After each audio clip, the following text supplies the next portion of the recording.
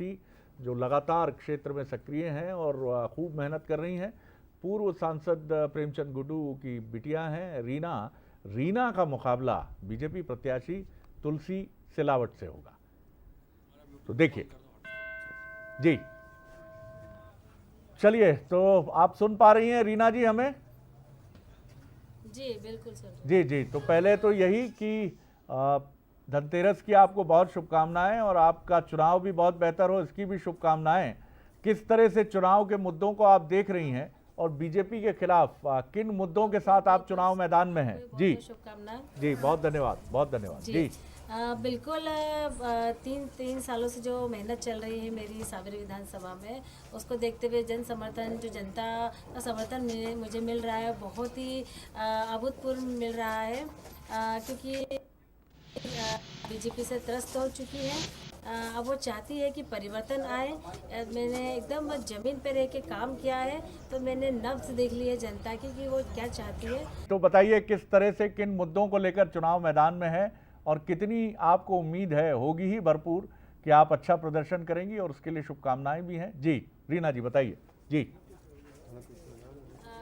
क्योंकि ज़मीन पे काम करने वालों किसी की चिंता नहीं, और भाइयों ने सावेरी विधानसभा के एक एक भाई, एक एक कर्मी, इन्होंने मेरे साथ बहुत जी जान से काम किया है। जिस स्थिति में 3 साल पहले सावेर थी, आज उससे 100% हमारा सावेर बहुत आगे आ गया है। और निश्चित रूप से जो जन समर्थन मुझे मिल रहा है, क्योंकि आज धनतेरस से पूरे सावेर ने मुझे अपनी बेटी और बहन मान लिया है। अब जहाँ भी मैं जाती हूँ तो आज धनतेरस में मुझे कहा जाता है कि हमारे घर में आज लक्ष्मी आई है, तो अवश्य शुभ है।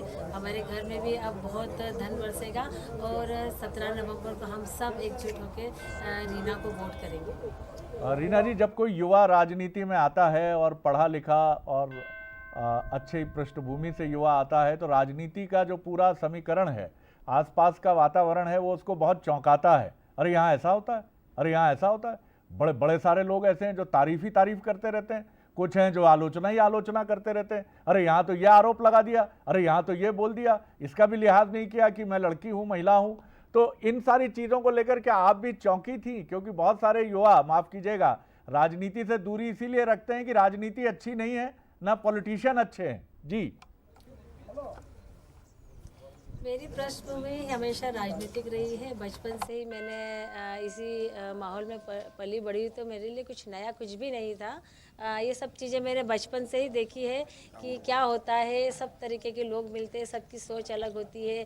हम किसी की सोच को या जुबान को पकड़ नहीं सकते हैं। मैंने बचपन से ही हर माहौल में ढलने की आदत मुझे हो गई है, तो मैं इस माहौल में भी बहुत आसानी से ढल गई हूँ।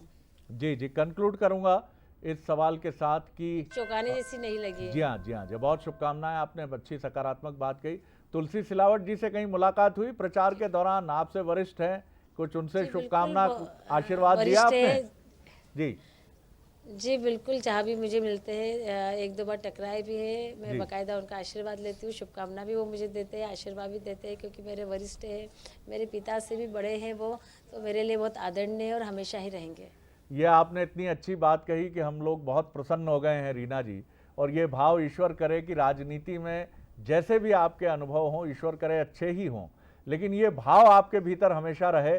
हम इसके लिए आपको हृदय से शुभकामनाएं देते हैं, क्योंकि यही वो उम्मीद का भाव है जो बताता है कि ये सब कुछ बहुत अच्छा है, राजनीति अच्छी है, राजनेता अच्छे हैं और आलोचना और निंदा से दूर रहने की कोशिश करते हैं। बहुत शुभकामनाएं और आपकी चुनावी संभावनाओं के लिए भी आपको बहुत बहुत